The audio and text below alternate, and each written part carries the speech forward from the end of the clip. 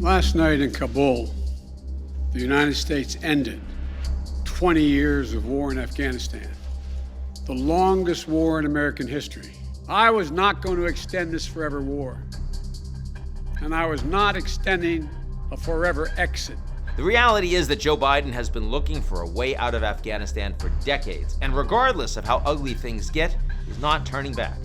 In 2009, then Vice President Biden argued against President Obama's 30,000 troop surge and reportedly told the president that it would, quote, not be that bad if Afghanistan's government fell. So when former President Trump reached a deal with the Taliban in 2020 to end the war, Biden decided to stick with the arrangement, overruling his own generals. The thing is, I actually agree with Biden on the decision to get out, at least given the situation on the ground that he had inherited back in January. There's no denying the Taliban were stronger and gaining ground in Afghanistan. Biden would have either had to expand U.S. troop presence or pull out entirely. And ending the war in Afghanistan has been overwhelmingly popular with the American public for years, with a late August CBS News poll finding that 2/3 of Americans still want the U.S. out of there. But what I did not foresee, knowing so much of Joe Biden's foreign policy team personally, was the incompetence of their execution.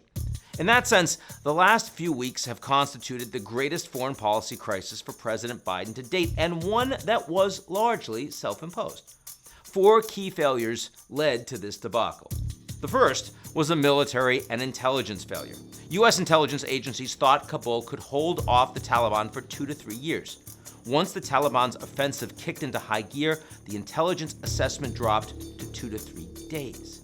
After 20 years and $88 billion in training Afghan forces, the U.S. still did not understand, or did not want to understand, their true capabilities and their willingness to fight without the Americans.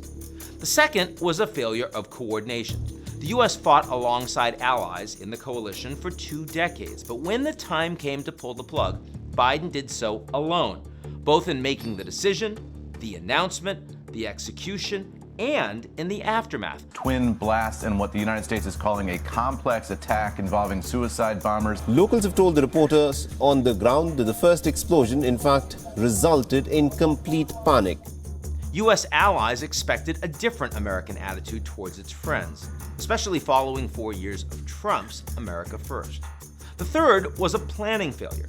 Getting the intelligence and the coordination wrong did not have to spell disaster had the Biden administration effectively planned for alternative scenarios. Based on everything we know, the administration did not. The U.S. had to airlift troops in from the mainland to assist in the evacuation, sending in 3,500 more than it had withdrawn in the first place. And the final was a communications failure. In selling Withdrawal, Biden weeks ago assured Americans that it was, quote, highly unlikely for the Taliban to be overrunning everything and owning the whole country. He insisted that there's going to be no circumstance where you see people being lifted off the roof of the U.S. Embassy.